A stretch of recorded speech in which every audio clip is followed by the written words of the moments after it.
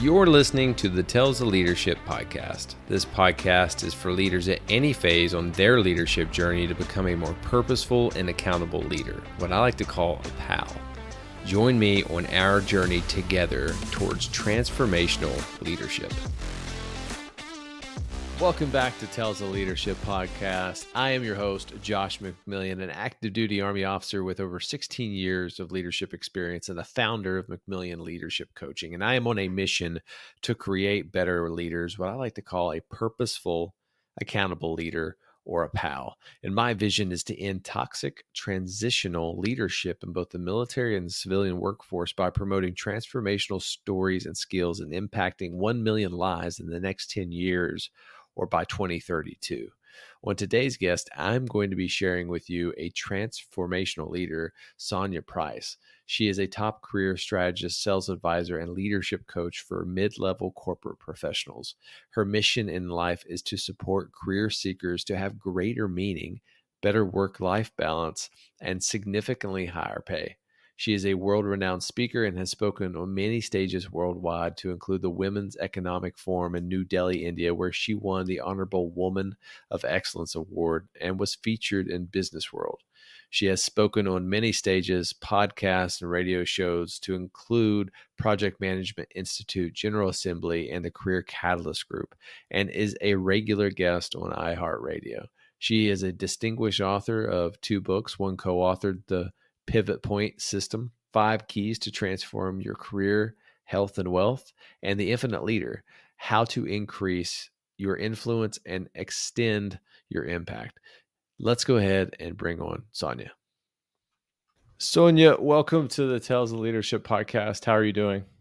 I'm doing great. Thanks so much for having me, Josh. Yeah, I'm excited. And I say it every single time, but I truly mean it. Like, we've got an opportunity to connect on the phone before we jumped into this. But thank you for taking the time and being intentional with me, and then being able to talk about, I think, a passion that we both have, which is leadership.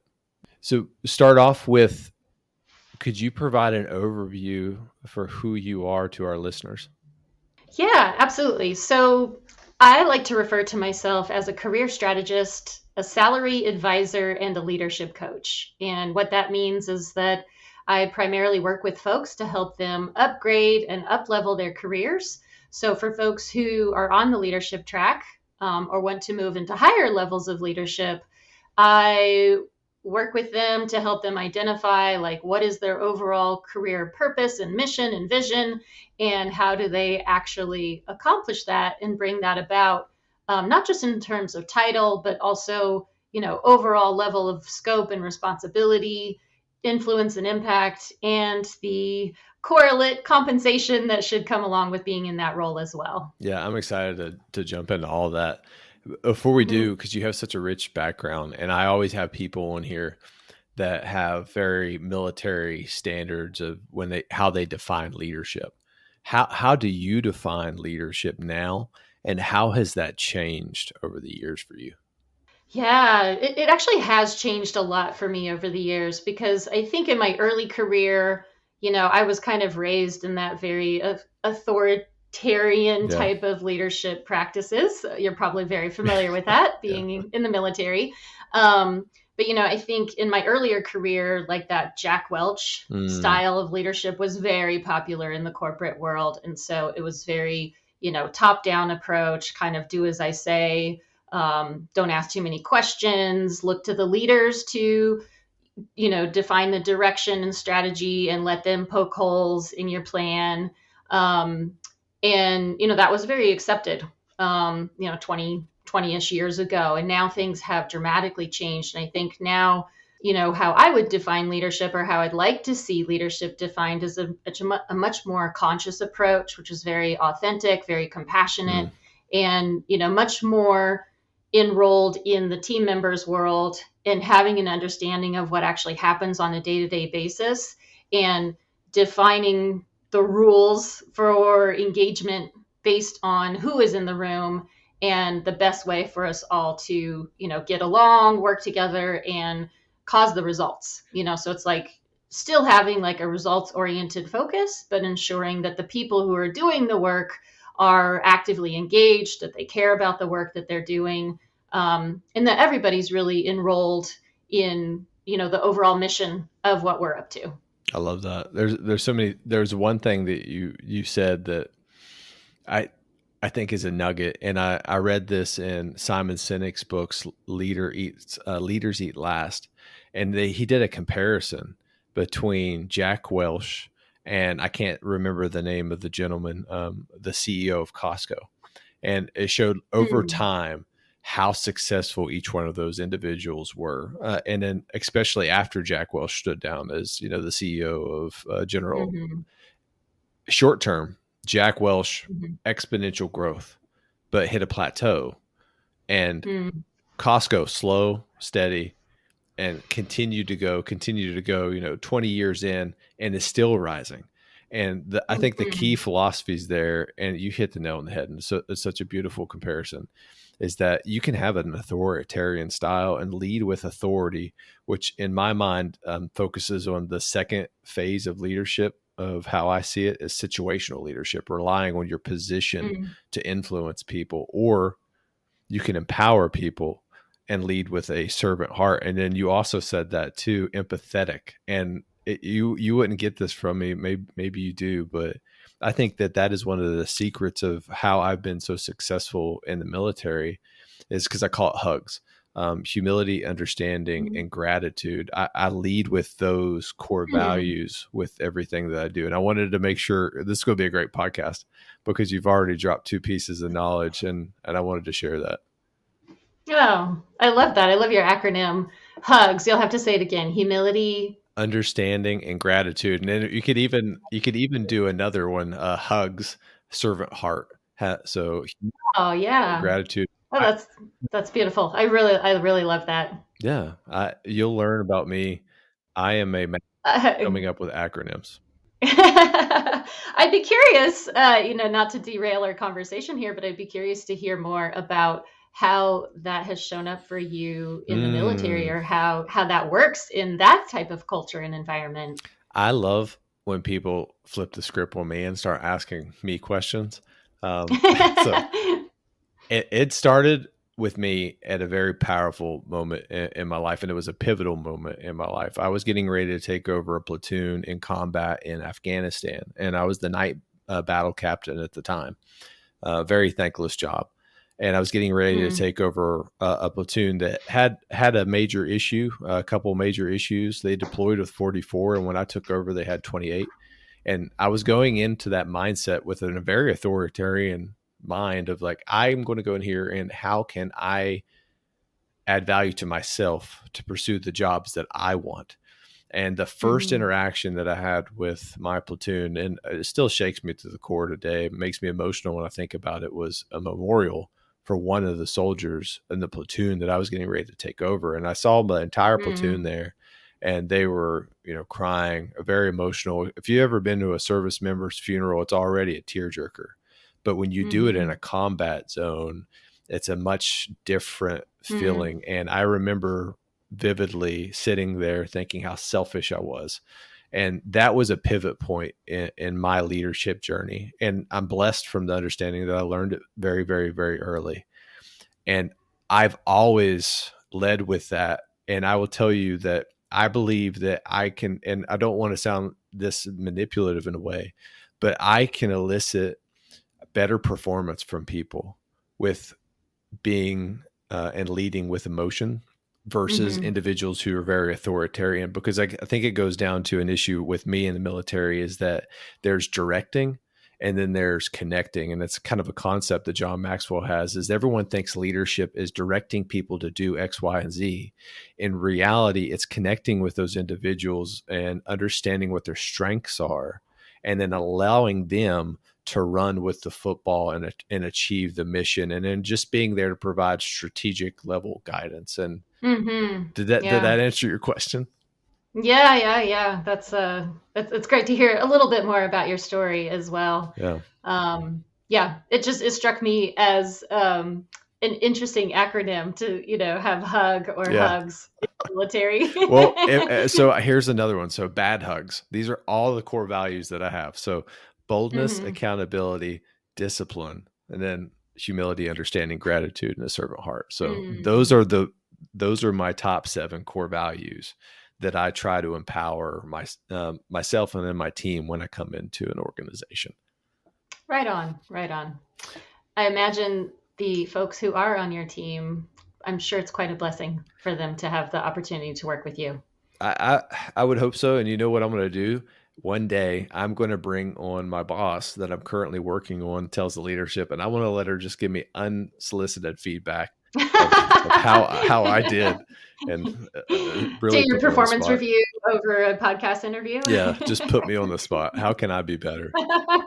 That sounds great. So start me off with your leadership journey. Where did it start for you? Yeah. So many years ago when I graduated college, I had no clue what I wanted to do with my professional journey. In fact, I did, but I just didn't know that it would make me no money. So Mm, much like you, I like interviewing people. yeah. And I've always been like a lifelong learner. And so I thought I wanted to become a documentary filmmaker. Oh, wow. And I had been making some shorts and doing some different things, but then as soon as I graduated college, I was like, hey, wait a second, I got to figure out how to make money here, beyond like waiting tables, which is what I was doing at the time. And so I ended up getting a job working at a tech startup, and it was probably one of the best first jobs that I could have had. And I was hired basically as a glorified admin assistant. Mm, But little did I know what that opportunity would develop into for me. And I suppose I've always kind of been a go-getter. And so, the company was very, very, very small when I first got started. I was actually employee number 2. And then we grew exponentially over the 5 years that I was there. And pretty much every time that we were hiring someone, I was always thinking about, okay, well, what does the company need? Where can I help us grow? I was always doing that. And then, when we had the resources to hire someone, I would just talk to the founder, my boss, and I would say, hey, why don't we hire somebody to backfill my position, and then I will focus on these things. mm, And so I just kind of effectively wrote my own job description for a number of years. And by the time that I left there, I was managing folks, kind of overseeing part of product development, and a pretty major component of the organization. So that was a really great first opportunity for me. And then from there, I kind of bounced around a little bit. And each and every time that I took on a new role or a new position, I was increasing my leadership, a higher level title, a higher scope, bigger scope, greater responsibilities, bigger impact. And I was also making pretty significant jumps in my compensation mm, as well. And each and every time that I did that, at first I had friends and family who were kind of coming to me on the side and saying like, well, hey, wait a second. Like, how exactly did you, shift from this company to that company? Or, you went from this level to this level. Can you help me do the same thing? And so at first it was just kind of for fun on the side. I was helping coach people on their resumes and what to say in interviews and what kinds of jobs to look at and what the income potential might be. And then I started getting referrals and referrals from referrals, and I was starting to have this like part-time business on top of a full-time job. And so I did that for a number of years. And then at a certain point in time, I kind of had this crossroads in my career, and I had done a number of different things. I'd done product management, business development, marketing. I got into consulting. I was doing like some pretty high level consulting for a while. And then just kind of hit this point. I was between projects and I was burnt out and just felt like I needed a break. mm. And so I decided to, do my coaching business full time, and it has grown immensely since that point in time. So been doing career and leadership coaching in its entirety for well over 10 years now. And I love it. I came to this point in time that I realized that this is really my true calling. This is my passion. Mm. This is where I really feel like I get to make the biggest impact in the world. And I just find it so rewarding to work with folks and help them be able to do the same thing, of helping them identify what's the next step in their career and how do they actually accomplish that especially if, maybe they don't have the exact background or work experience to move into what they want to be doing. How do they leverage what they have already done, and be able to position and sell themselves in a unique way to where they really can, jump up to higher levels of leadership, Mhm. and make more money too. So there's something that you said there, and I want to make sure that we point that out, because you went to the point of friction within the organizations and you chose to take on increased responsibility outside the Mhm. scope of your duties and responsibilities. So I think as a leader, we have responsibilities, and that's the duties that we have to fill. But then after the fact is the accountability. So if we fail to achieve those responsibilities, then we have to be held Mhm. accountable for it. But you chose to go to those point of friction, and that always resonates so deeply with me, because I've had leaders tell me throughout my career, as a leader, you should be at the point of friction, because that's where your team and other leaders need your guidance and input to get through those points. Those are tipping points on the Mhm. battlefield, at least for us in maneuver. If we know there's going to be an issue at a certain point, there has to be a leader there to have effective command and control. And I love how you realized that early on in your career, that you had to be at that point of friction, but you also started to see exponential growth, getting higher and higher levels of authority. And that's where I really want people to understand is you are not going to achieve extraordinary results within the organization you're working for or Mhm. within your life unless you go to that point of friction and you are willing and able and capable of taking on that increased responsibility. Because with Mhm. the title and with the money comes a whole other level of duty that you have put onto your shoulders. And that's one thing that I'm trying to end is toxic leadership of people that chase those titles and chase those Mhm. salaries, but they're not willing to put in the work, because the money comes over the people when that happens. I truly believe that is that people place money, but I love how you authentically found that and that was your path to kind of work through it. So what were some of the Mhm. challenges that you had to face? Oh, that's such a great question and a really good call out. I'm glad that you kind of recognize that, Yeah. because that's one of the things that I really coach, a lot of clients on is, if you want to get promoted Yeah. into leadership or a higher level of leadership, most of the time it happens when you're already performing at that level. Yeah. So if you're sitting back and you're just waiting to be recognized and you're waiting for somebody to give you an I opportunity, love it. in my experience, that very rarely comes. Yeah. It usually comes when you're already performing at that level. So what I like to say is, if you see a job that needs to be done and nobody's doing it, take it on, like, and do it in the right way, Mm. right? I mean, make sure that you have agreement and collaboration around that. But if there's something kind of above and beyond that you see that would be interesting or engaging for you to take on, and this is what I did myself, is that, I mean, like I said, I've just always kind of been a lifelong learner. I'm kind of a go-getter. I'm like somebody who just, I see things, I see problems that need to be solved, and I try to help solve them. And so, if you're wanting to get promoted into higher levels of leadership, be looking for those unique problems that need Mm. to be solved and try to find creative ways to solve them. Um, and do it in the way that's going to be most serving of the organization, right? So if it requires collaboration, make sure you're collaborating with people. If it requires guidance and input and decisions from higher up, make sure that people are aware of what you're doing. But for myself, I basically just continuously rewrote my job description. Mm. I was like, here's what I'm doing, here's what I'd like to be doing. How can I be doing these things? I'm always going to like take care of what's on my plate right now, but if I want to be moving to this level, how can I get myself involved or enrolled at that level? And sometimes that means that you may need to ask for a seat at the table. Yeah. And so you ask, like, what were some of my biggest challenges that I encountered in making this happen? And I was working in very large organizations. Sometimes you're just not going to, you're not automatically asked to come to a meeting or participate in the decision making Yeah. process or whatnot. And so sometimes I had to, raise my hand and interview and inquire and investigate to identify, like, okay, well, where and how do these decisions get made? Or, how do we go about developing this strategy? Like, is that something that I can get involved with? And how can I provide contribution as well? So it's not just like, hey, can I just come along to this meeting? It's like, hey, I'm aware of the problem that needs to get solved at this level. Here's the unique idea that I have. Could I come along and can I present this idea? Or can I come along and be a fly on the wall, sit back and listen?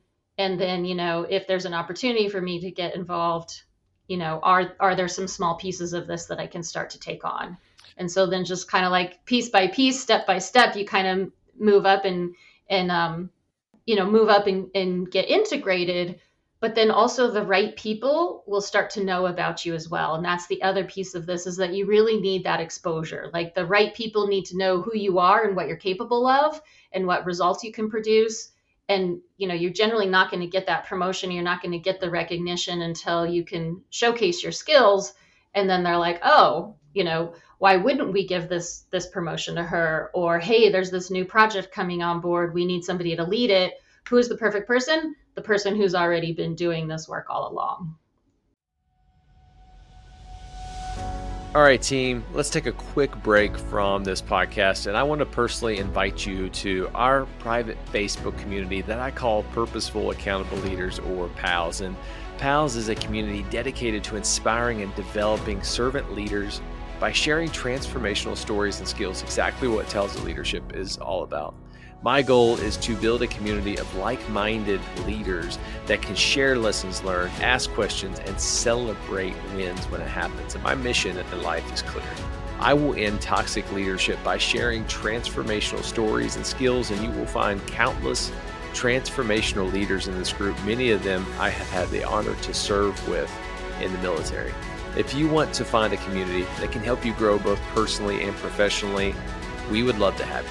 You can simply search Purposeful Accountable Leaders on Facebook or click the Leadership Resources tab in the show notes to join. I am looking forward to seeing you guys and continuing to grow together on our leadership journey. Back to the podcast. Wow. So that embodies one of, remember I told you, bad hugs, being bold. And it requires an individual that is bold and unreasonable in times when other people are passive and scared. And I love that. So there's a story in Ranger School that I've shared before, but there was a patrol in Florida phase of where I was a squad leader assigned within a maneuver platoon, and we were doing a company level maneuver. The platoon leader completely froze, and the mission that we were on was beginning to fall apart. I've already recycled, and I refuse to recycle Ranger School again. So I was like, okay, I'm going to carry this on my shoulders. And I went to the PL and I started telling him, hey, do XYZ, XYZ. And then afterwards, the RI pulled me aside and he's like, you stepped outside of your authority zone. Why'd you do that? Is because mission comes first, and the platoon leader was freezing. I know he still was directly responsible for the mission, but I'm also the second in command behind the platoon sergeant, and I have to be able to stand up when those opportunities present themselves. Because if not, on the battlefield, it's lives, but in the boardroom, it's profit and the bottom line, and it's just two different worlds, but the same kind of methodology of thinking about it. But I love how you said you have to do it the right way. There is a balance there, and you beautifully summed that up. You made me think a lot of people that you probably coach, when you're starting coaching them, have the mindset is that they're buried in the organization.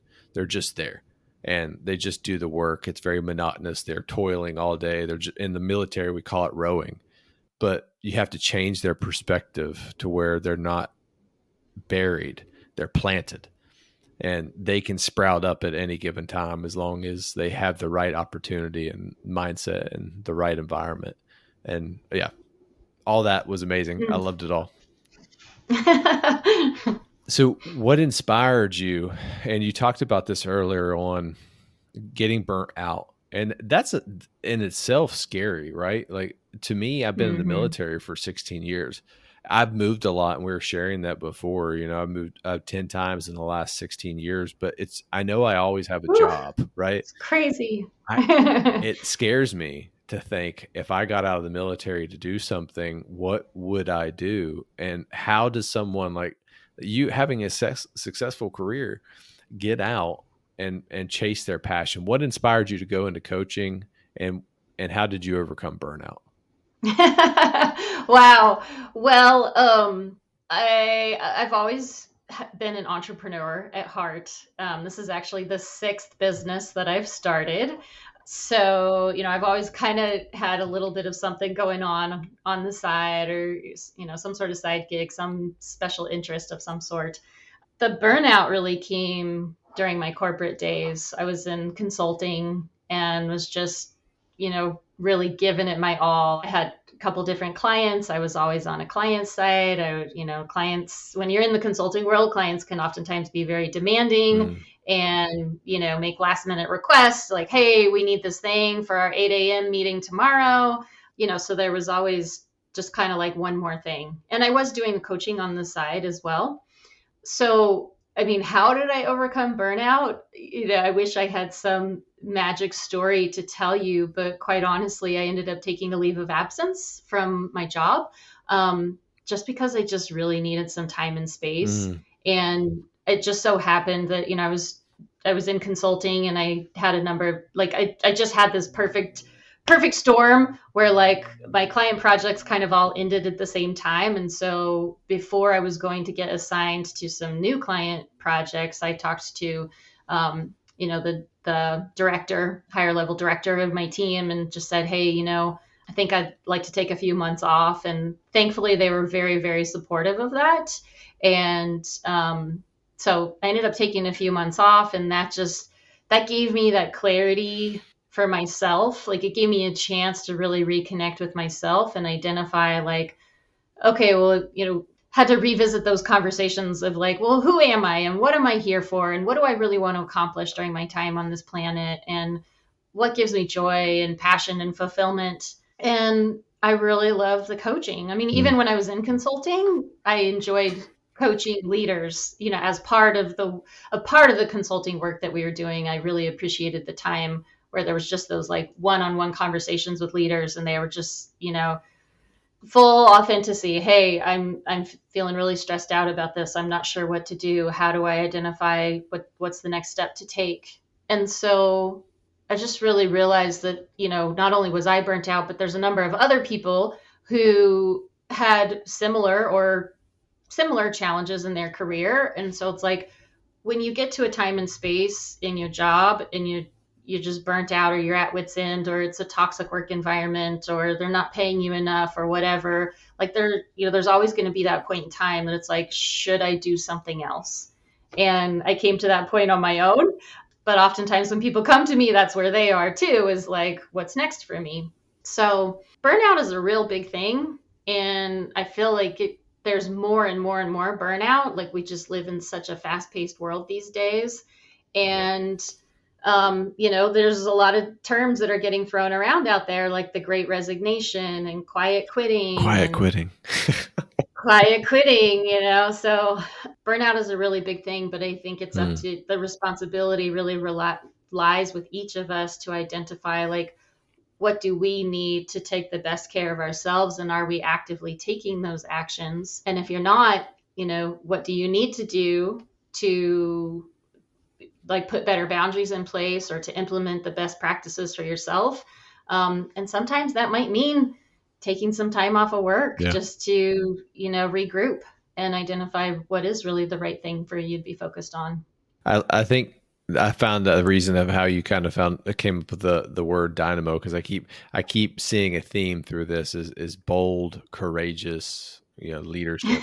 It takes a bold person to do that, and I'm still struggling with that too. Is work, family, self. Those are the three buckets that I try to Mm, fill every day, and for the longest time, me individually, I've had a hard time pouring into myself because I thought it was selfish.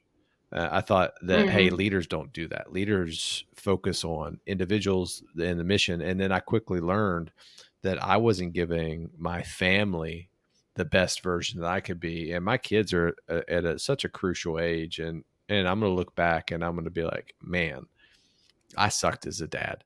And yeah, I may have achieved success and made the rank that I wanted to, but am I succeeding in life? So kudos to you for taking that bold action and being able to develop that self-awareness, because if you can build your cup up, and this is probably one of the most overused metaphors, but it's true. If you can start and fill your cup up, then you can give from a place of overflow. It's like a battery. You can just share that energy with people, and you can continue to do it and continue to do it. So that's awesome. Yeah, thank you. Thank you. I just have to say, I highly doubt that you suck as a dad.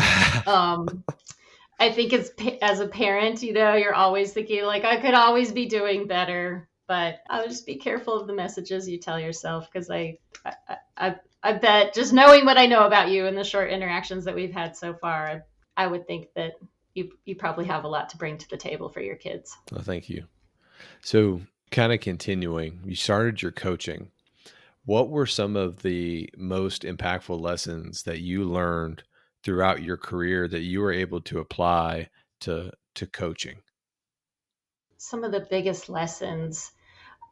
I mean, I feel like we've kind of already talked about some of them, of, you know, just getting very clear. Here's what I would offer up is get very crystal clear on what you want in your strategic career roadmap. Like most of us work with organizations that are doing some form of strategic planning. Mm-hmm. And we do that on an annual and a quarterly and a monthly and sometimes even a weekly basis. But how often do we step back and actually do that for ourselves and our own career? Yeah. And so, I've always tried to think about, okay, what are the short and long term career goals? It's really easy to be short sighted and say, well, what am I doing right now? And what's my next performance review going to look like? Or what might my next job look like? But how often do we actually look far out into the future to say, what do I want to be doing 5, 10, 15 years from now? And am I actively working on the right things right now to help align me to move in that direction? So I would definitely start with a strategic career roadmap.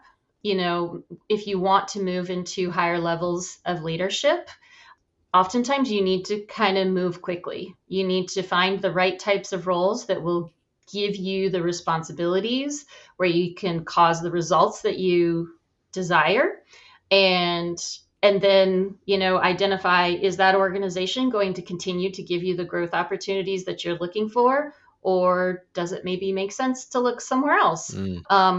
And somewhere else could be a different team or a different department or an entirely new organization. But if you really want to progress into higher levels of leadership over time, I generally recommend that you change jobs like every 2 to 3 years, and make sure that you're consistently and continuously generating the results needed to help you continue to, move up into those higher levels of leadership, or to move towards whatever your longer term career goal is. Like sometimes I work with folks and they say, eventually I want to own my own business. Okay, great. What are the skills that you're going to need to have to run your own business? And are you actively learning those skills right now? Or how can you take advantage of your current situation where you can learn some of those skills on someone else's dime before you're doing it all on your own, and it's your own capital that you are burning to run the show. I love that. So there's a term in the military, you probably heard it before, but being comfortable being uncomfortable. And there's so many different examples that I could give you of how the Army has made me extremely uncomfortable, but the amount of growth that I've experienced afterwards. And there's a book, and it's called The A Team, and it talks about a concept of an S curve, and I've used it several times. But anytime that we start something, we always encounter resistance. But if we stay at it, we'll see exponential growth. But then we're going to hit a plateau. It's just natural. We're going to hit a plateau again. And that's when we make a choice. Like you said, every 2-3 years, take a different job that stretches you. Do you choose to stay in that comfort zone which complacency leads to contentment, and contentment, and I bring it in the lens of being in the military, leads to death on the battlefield. So the most dangerous times in a military operation is when you're leaving, because you get complacent, and that's where you allow things to kind of slip away. But you have to make a decision. Or do you want to stay in that level of complacency, or do you want to continue to grow? And I love that. Uh, so walk me through, the services that you offer right now with your coaching. Yeah, absolutely. If a client works with me, we work through three major phases, and there's like sub phases inside of each of those. But generally, where we start is we look at navigation, narration, and negotiation. So, first is navigation. That kind of refers back to that strategic career roadmap I was just talking about, of like, how do we get really clear on short, medium, and long-term career goals? And, what exactly does that mean? So, I look at decision-making criteria, and we get really kind of into the nitty-gritty details of what would make a job be super fulfilling to someone? What is their personal decision-making criteria, and how do we rank prioritize that so that we're focused on the right things for them? Because most people want to make more compensation. So Yeah. great. But how important is that in comparison to some of the other things like work-life balance, or the company culture that you want to be a part of, or the growth opportunities that may be available to you? So we get really crystal clear on what all of those things mean, including, what's the right title, what's the right level, what are all the things that we're targeting. Once we get clarity on that, then we move into the narration phase. And that's really helping a client know how to tell their story. So, in the corporate world, we need resumes and LinkedIn profiles, and, all of that has to be keyword and ATS optimized. So, we do that for our clients. But we want to make sure that once they actually start applying for jobs, that they're actually getting the yield rate of what they need. So once you apply for jobs, you want to make sure you're getting called for interviews. If you don't have the right resume or the right LinkedIn profile, you may not get called for interviews, or you may not get called for the right interviews. So we need to make sure that that's really super targeted. And then we also need to help folks know how to tell their story when they're actually in a networking or an interviewing conversation.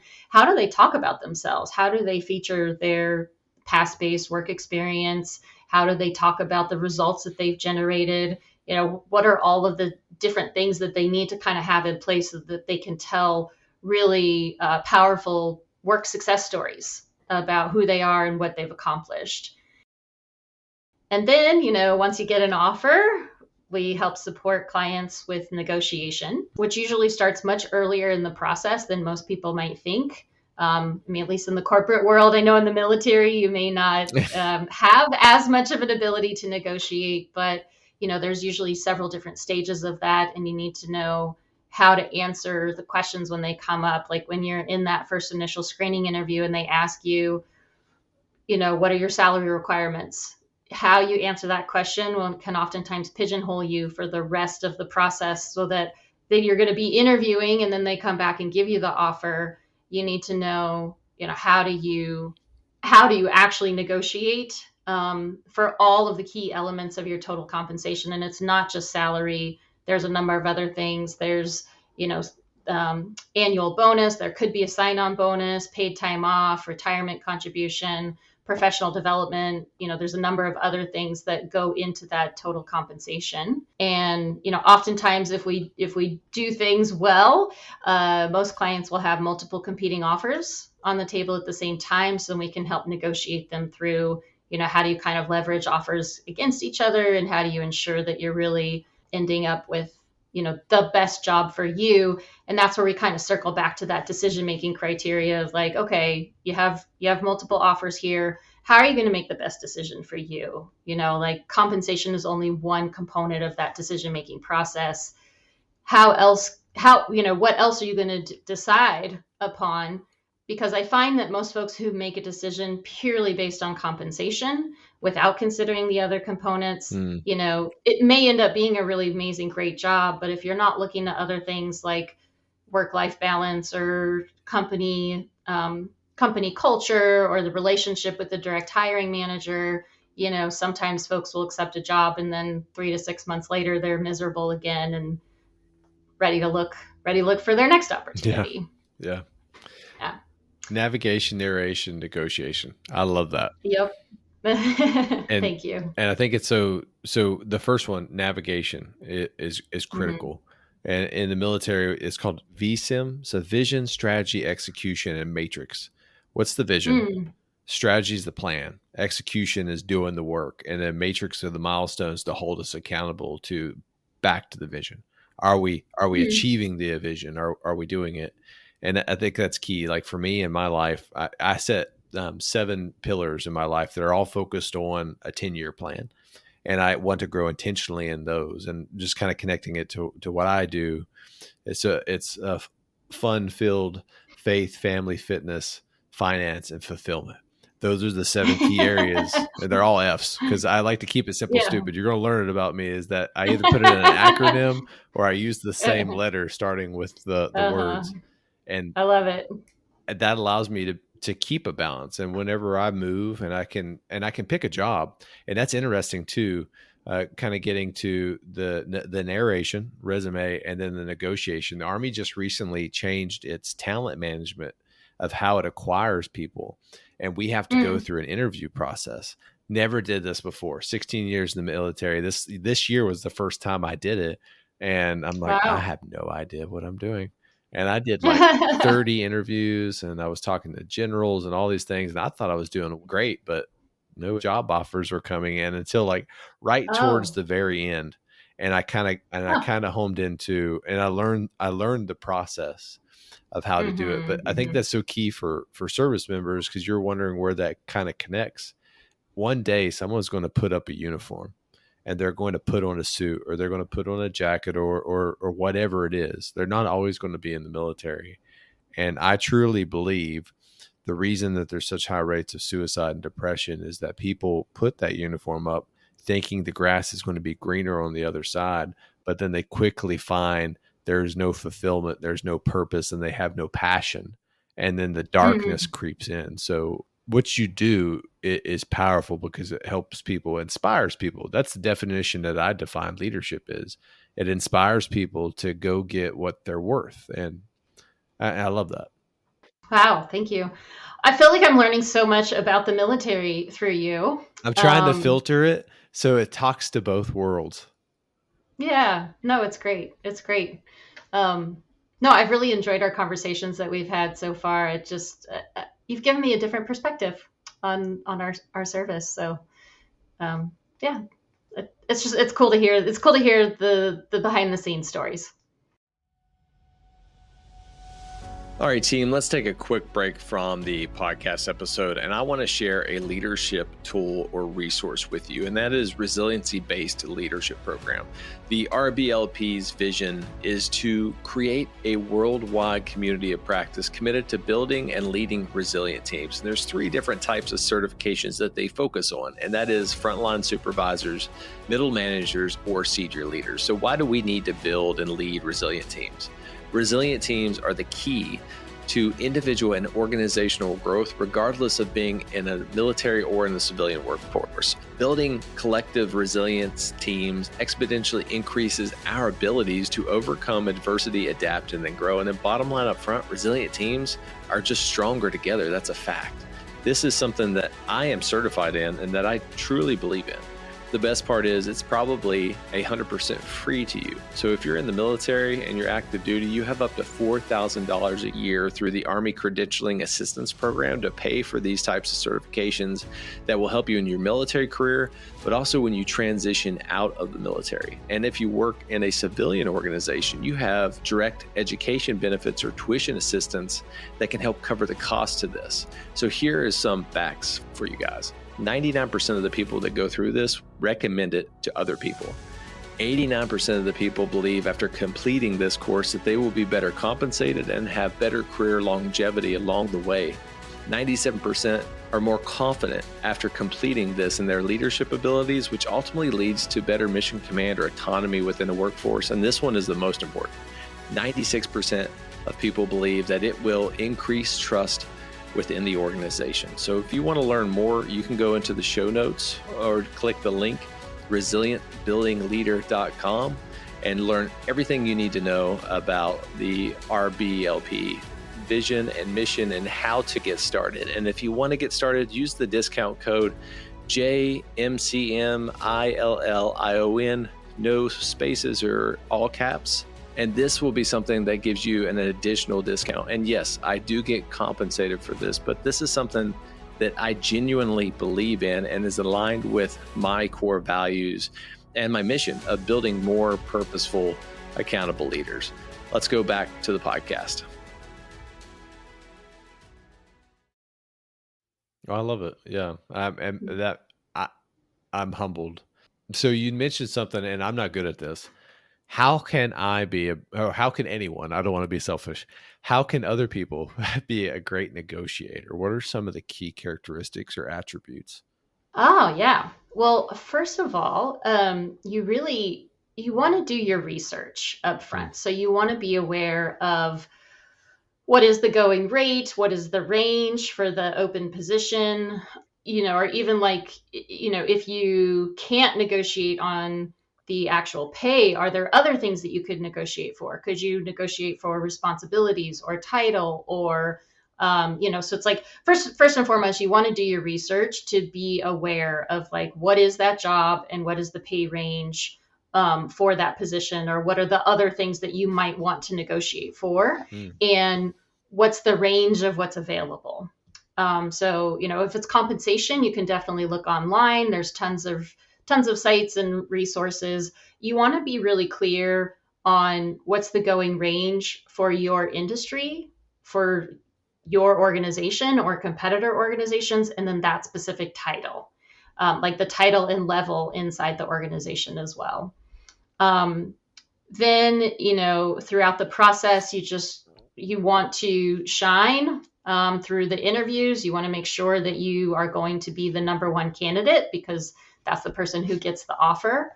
And then, but you also want to, be thinking about, like, as I said earlier, it's like, be looking for the problems that need to be solved, because if you can showcase that you can actually help them solve the really big problems that they have on their hands, well, then maybe all of a sudden they might be interested in looking at you for a different role.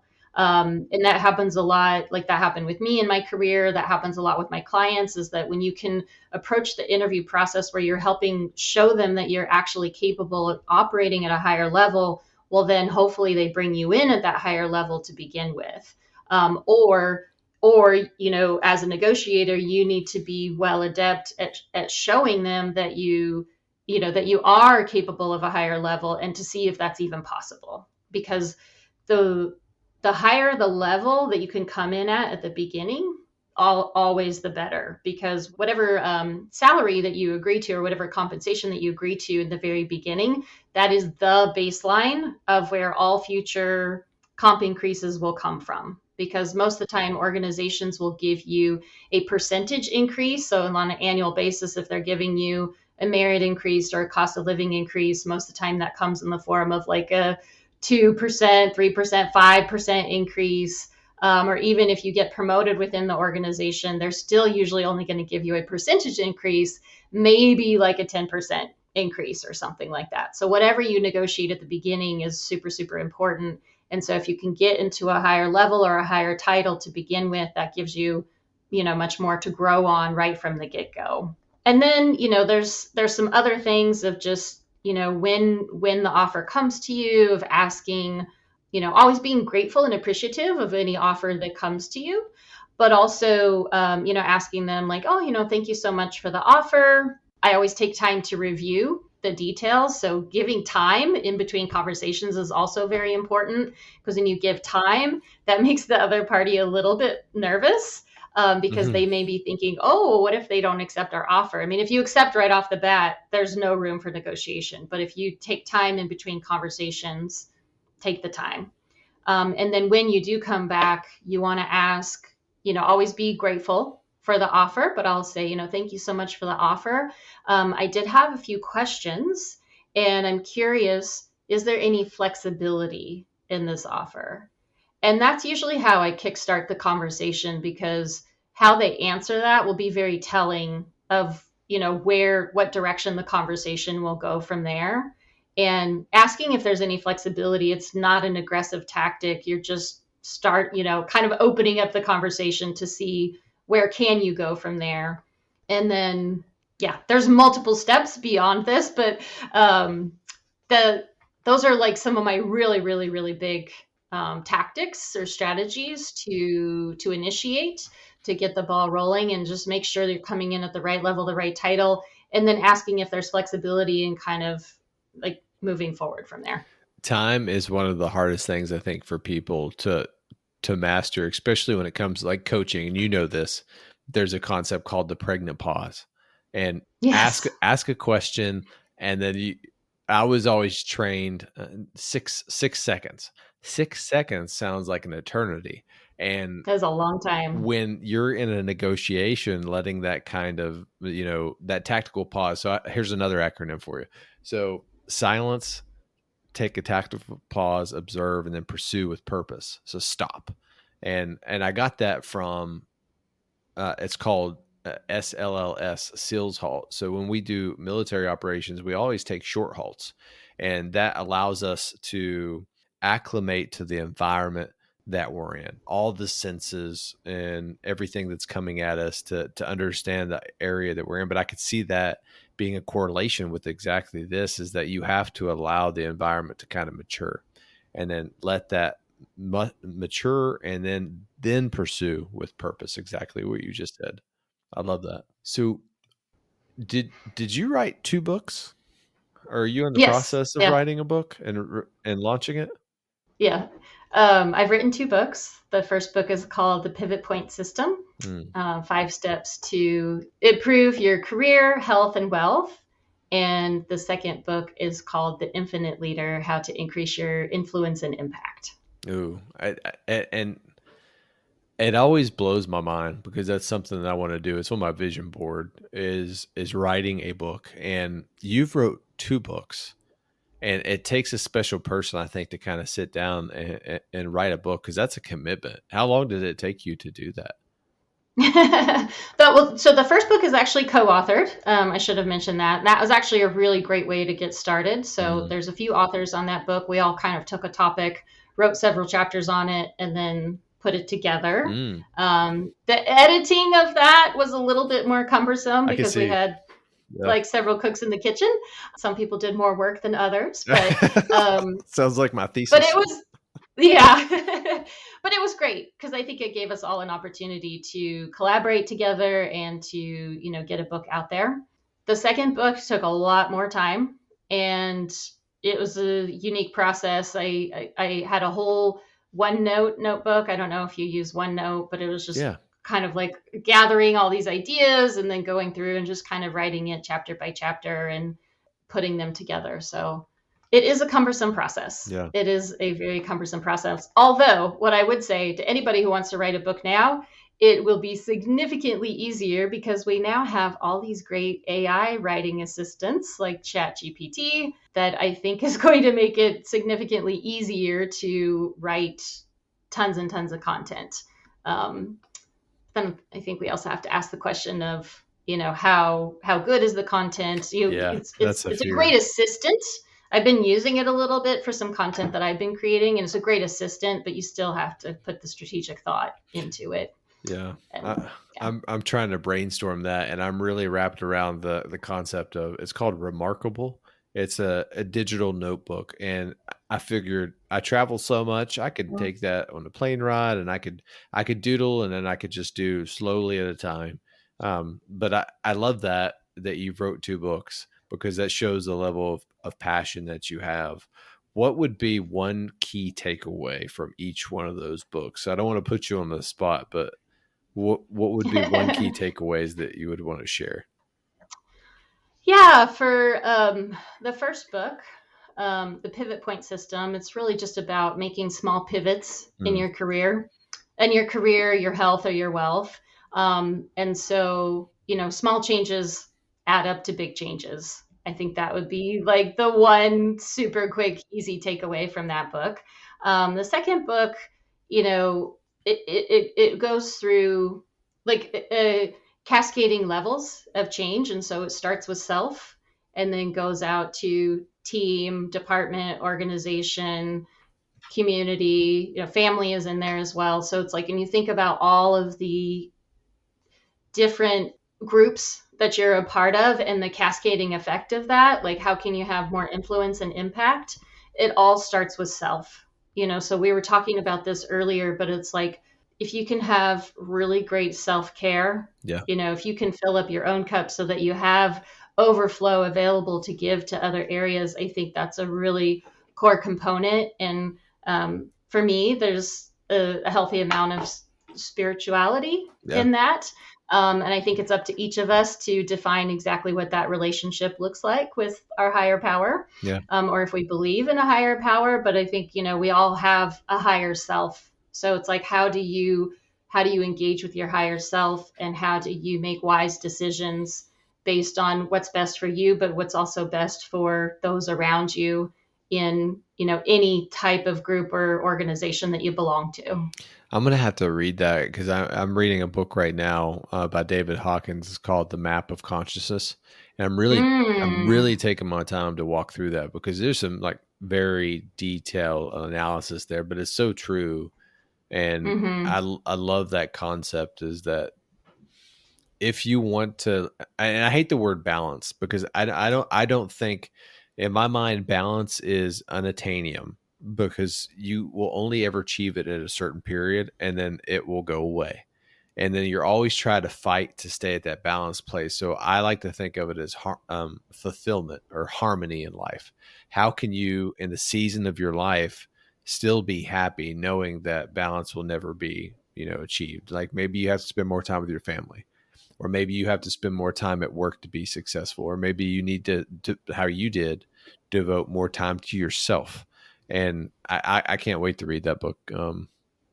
Yeah, I'm excited. And you said another thing Oh, thank too, you. that small changes lead to big results. And I had a leader that said, if you get the small things right, Josh, the big things will just naturally fall into place.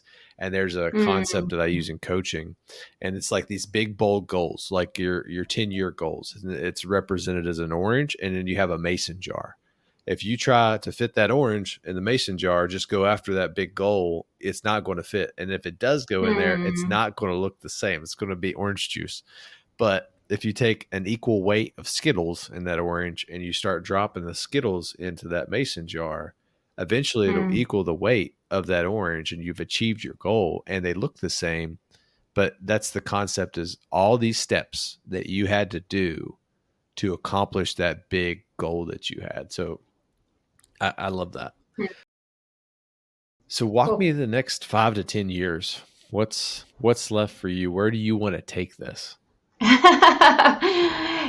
funny. I have been asking myself that very question recently. I think one thing that I am really passionate about is just really truly knowing yourself. Hmm. And so I've been toying with this idea for a while of like developing a new program that would be solely focused on how do you really truly get to know yourself at that deep core level, in a way that will help you be more available, in the world, to be a better leader, to have greater influence and impact. And so I'm a big fan of personality assessments. Hmm. There's a whole bunch of them out there, and I think that those can be really wonderful tools to help to get to know yourself better. And then know the application of Yeah. them is a very important component of that, because you can get, lots of interesting information about yourself, but how do you actually apply it and make it, really meaningful and like an integrated component of how you live and how you live from your best self. So I've been thinking about developing that as a program, and maybe even turning it into a bit of a mastermind so that Mm. leaders can come together and, you know, learn more about themselves, but also learn more about others, and have, great networking opportunities in that mastermind to really be able to bounce ideas off of each other, and get advice, and yeah, get, kind of have like an advisory committee to help support them in what they're up to in the world. Yeah, the one book that I just finished, and I love it, is The Road Back to You, and it Hmm. goes through the Enneagram. And I kept Oh, hearing the yeah, word yeah. Enneagram, Enneagram, Enneagram, and Uh-huh. I read it, and I'm definitely a one. So I am Okay. I am a perfectionist. Um, Ah, okay. yeah, Uh-huh. and Mhm. reading that book was eye-opening and illuminating from the Enneagram perspective, because I too love psychological assessments. So I took Mhm. Myers-Briggs, I took Gallup Strength Mhm. Finders, but I think that at the core of it, and especially as a leader, if you can discover how you communicate and absorb information, your personality type, and then quickly learn how other people communicate and absorb information, that's the glue to build a relationship and to build it fast. Is that's what allows you to do it, if you can communicate and to where someone the message will resonate. So, what's your favorite assessment tool? Assessment, you know, what I've really recently been getting into a lot is it's called human design. Mm, I don't know if you've heard of it much, but it's intended to be like a combination of a number of different things. It does take into account your uh, time and place of birth, and I am absolutely fascinated by it. I It's a very complex assessment because there's so many like different, they call them gates, and I might not get the terminology right, but I'm trying to learn a lot about it right now, and it's very complex and really just completely fascinating. And I feel like I've learned so much about myself, and particularly how to approach my work. And I have realized that I work way too hard. yeah, I'm definitely a bit of a workaholic, and I think I'm entering this time and phase of my life that it's time for me to step back a little bit and, you know, enjoy the fruits of my labor and identify ways to work smarter and not just be like just in this hard laborious work pattern all the time. yeah, yeah. Hmm. You're getting to that. Coming back full circle, right? Is that you've achieved success. You're at that point of potential like burnout. How can I systemize and optimize and continue pushing forward? So you're Hmm. on that S curve. It's time to make the next step.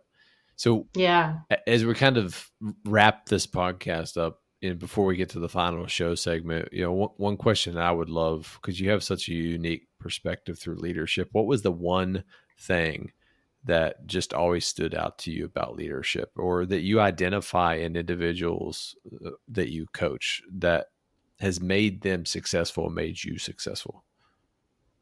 Hmm. Oh, it's always so hard to boil it down to one I thing. know.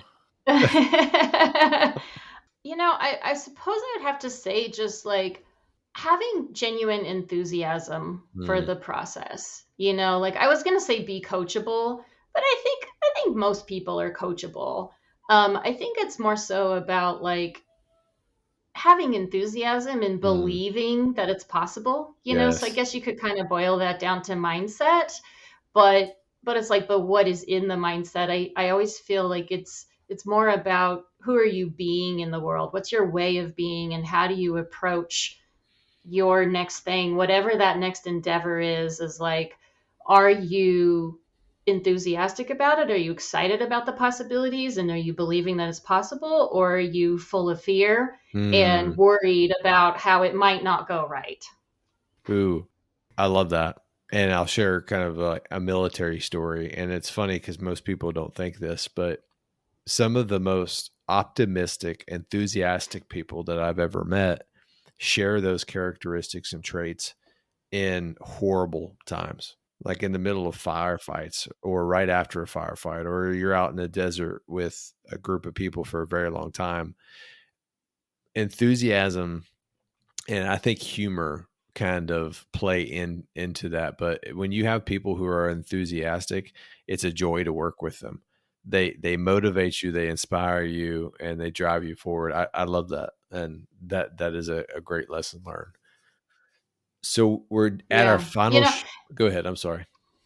oh, just to add really quickly, not to say that there's not a time and space to have grievances. You know, if like something really horrible happens, I found for myself that sometimes I jump too quickly into the like, well, let's move on, let's get going here.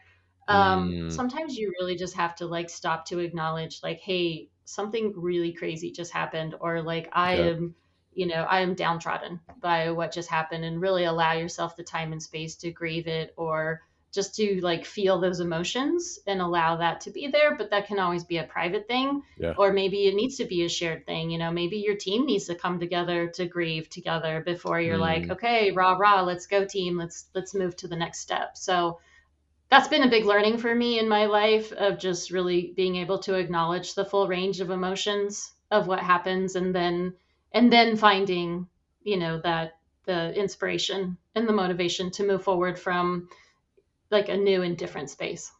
You reminded me of a story kind of when I was in command. I lost two soldiers, one of which I was at the company, one I was in Iraq. But when I first heard about the soldier passing away, okay, I can keep it together. I can go talk to my guys and I can explain to them, because I owe it to them to explain what happened to that individual. And then when I stood in front of that formation, 130 people, I just started breaking down crying, and I couldn't control it. And my first sergeant almost came and got me, and I pulled him off to the side, and I was able to get it together. But I think that was needed at the time, because it helped the company heal. And we were in a very decisive place because we were getting ready to potentially deploy. You lose someone in the military, everyone has a task and purpose and a job. So if you lose someone, there's a huge impact on the team, not just from a mission standpoint, but from a morale standpoint, because you're doing things, with guys and gals that push you physically and mentally beyond your limits.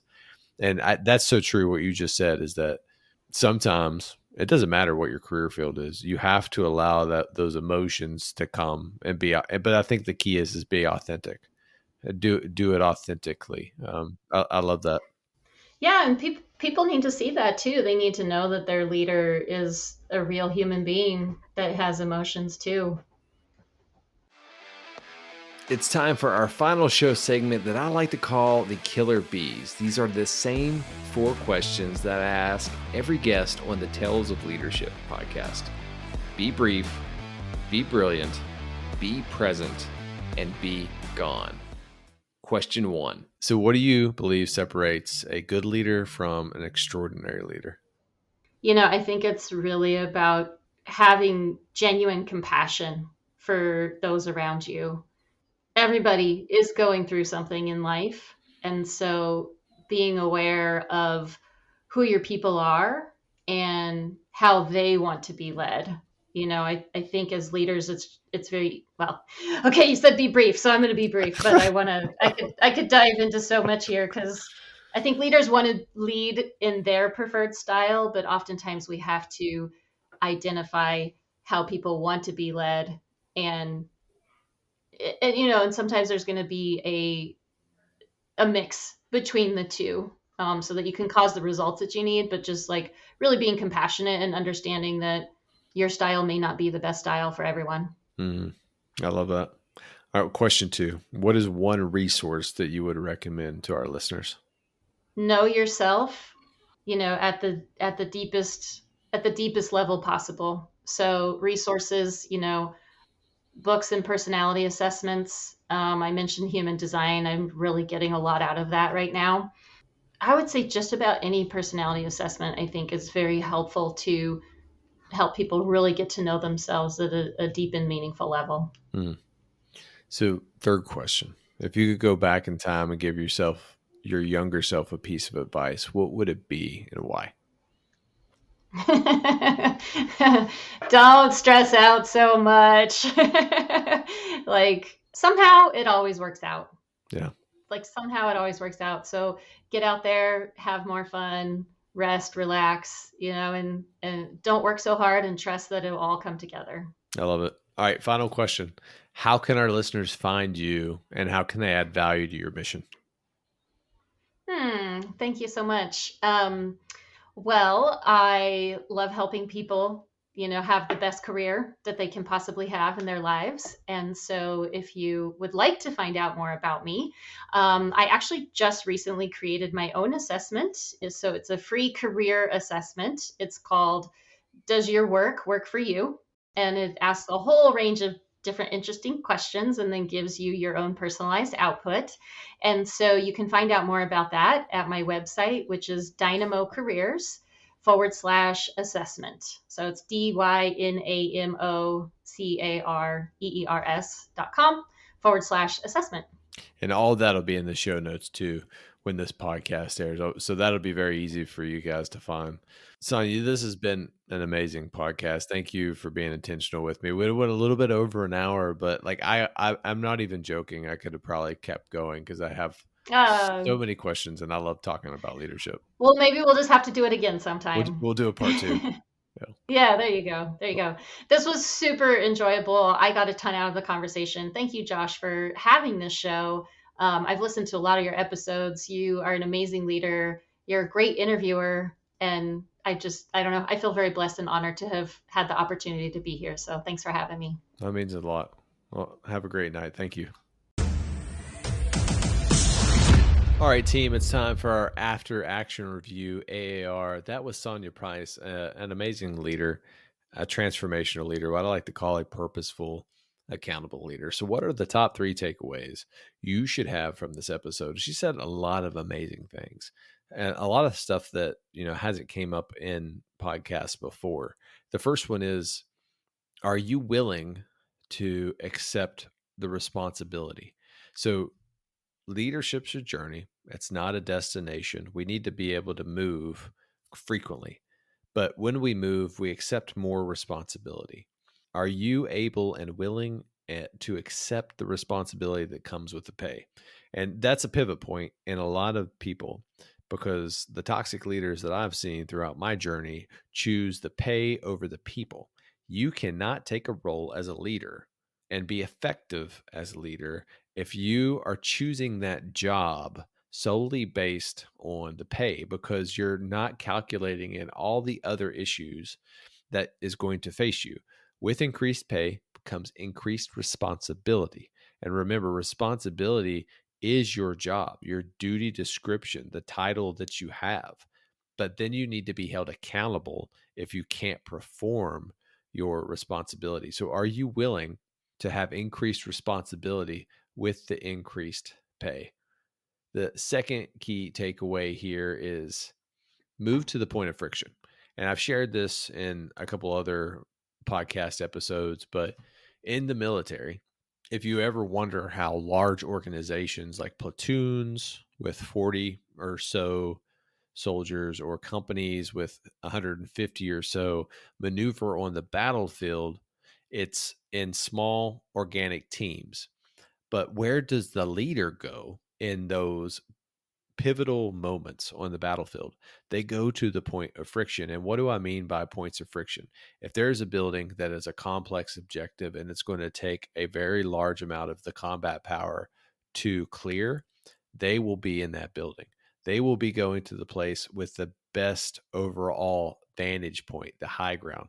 They will be going to the places where there's a key phase line and they have to do a handoff potentially or a pass through to another formation. They are at the places on the battlefield or at work where individuals need their guidance and their wisdom. And that's important because leaders at that level have wisdom. You have wisdom. You have wisdom because you've lived through experiences. The important thing is, do you know what those teachable moments are? And are you applying them actively right now? Because you have to. And the final key takeaway is what she shared. And one of the key things that she does in her coaching, and that's the 3N rule. So navigation, narration, and negotiation. Navigation, step 1. Do you have a vision? Do you have a strategy? Do you have execution? Are you able to execute that strategy? And are there key milestones? So VISM, and it all comes back together. Vision, strategy, execution, milestones. Are those milestones accountable to the strategy? And you have to be able to be intentional with those growth goals that you're going to be setting. You have to set goals that you want to grow in your strategy, or you will not grow. Again, it goes back to the first point. If you're just chasing money, you're going to be unhappy. You're not going to have fulfillment in your life. And the second one, narration. You have to be able to tell the story. especially when you're going into a new job or you're wanting a new job. You have to be able to do well in those interviews. You have to be able to speak effectively to your organization. You have to be able to communicate both written and oral. And that is a key characteristic of leadership. And the final one of that is negotiation. Everyone, I don't care who you are, is going to transition out of the role that they're in currently right now. And maybe that means retirement. But if you're in the military, you're going to transition out of the military one day. And I have about a 95% chance that you're going to be working, because I know a lot of full-bird colonels that get out and work. So you have to be able to negotiate in life. And I think that's key, because if you can't negotiate, then you're setting up future chapters in your life for failure. So navigation, narration, and negotiation. Hey guys, do me a favor. If you've gotten any value out of this episode, I say it every time, but I truly mean it. Make sure you subscribe, make sure you rate, make sure you share this podcast to someone who is just starting out on their leadership journey. Go to McMillionLeadershipCoaching.com. Check out the free blogs that I write every single month. Leave a comment. Let me know how I'm doing, both in my podcast, but also with the blogs and the content that I'm providing to you, because I want to make sure that the content is meaningful and it's impactful. I'm your host, Josh McMillion, saying every day is a gift. Don't waste yours. I'll see you next time.